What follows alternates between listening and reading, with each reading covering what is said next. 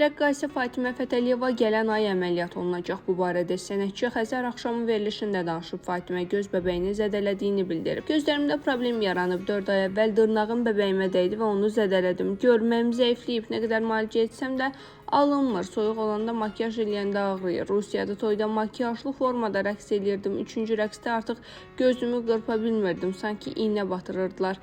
Moskvada 2 rəqsimi bu cür təqdim etmişdim. Orada müalicə aldım. 3 gün sonra gözüm biraz düzəldi. Yaman şişmişdi. İndi isə əməliyyat olunacağım.